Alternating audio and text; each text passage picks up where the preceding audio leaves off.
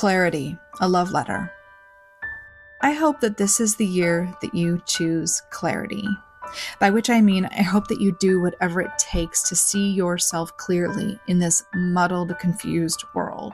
You with your good intentions, with your deep well of hope for a beautiful life, a beautiful world. The innocence you had when you were a child has never left you.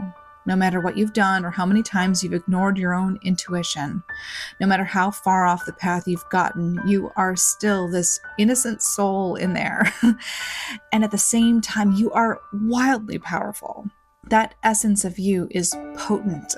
I love that word, potent. Your magic is potent.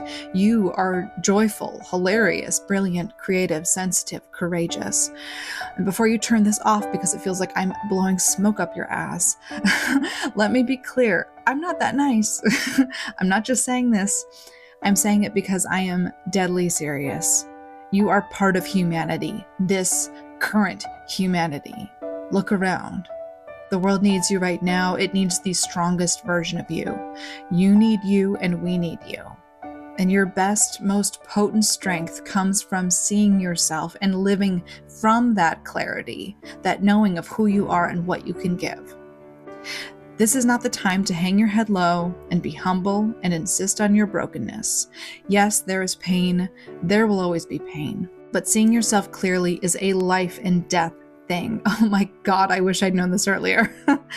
Seeing yourself clearly is the difference between being really alive in your own life and being dead in someone else's life, someone else's rules.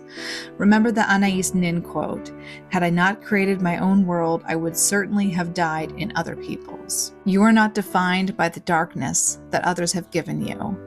This isn't about affirmations, saying in the mirror, "I'm incredible." I mean, that feels amazing. Yeah, totally do it. But this is more about removing the junk in our minds that never belonged to us. That's what frees us up to see who we actually are. You have to remove the sickness, the infection, to feel the joy and freedom of being healthy. No one can do this for us, though there is support out there, but it's ultimately up to you to challenge the lies that you were told about yourself, about the world, about who you can and cannot be here. You are not actually governed by other people's rules about what your personality can be, how you express yourself, where your boundaries lie, and the choices you make. They can make comments to you for not acting like them. They can try to shame you, give you weird looks, ostracize you, but they cannot actually stop you from being yourself. Shame does that all on its own. And granted, working through our shame isn't something that we can solve together in a 4.5-minute video of me on a snowy day in January. Wasn't it beautiful, by the way? But if you can pinpoint shame in your life, the old stories that you're abusing yourself with, that's the beginning of the end. It's a breakthrough. Those little tiny breakthroughs add up. If you can intellectually start to break up with your old stories, then a little space frees up for you to be more yourself, and then a little more space, and then a little more. Don't stop looking for yourself. You're in there because there's a chain reaction that comes from seeing yourself. And here it is.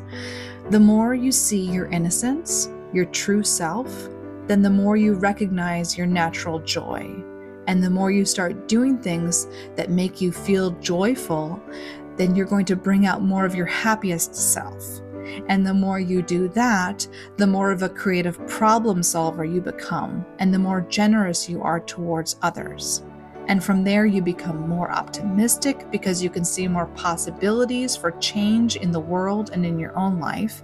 And from there, you become a source of changing this entire world for the better through your presence, your empowerment, your ideas, your inclusiveness, and your brave action. If you don't know where to start in this dark, confused, angry world, then start small. Start with you. And you'll start to realize over time that you're actually not so small after all. You're huge, you're valuable, and you can help this place. You really can.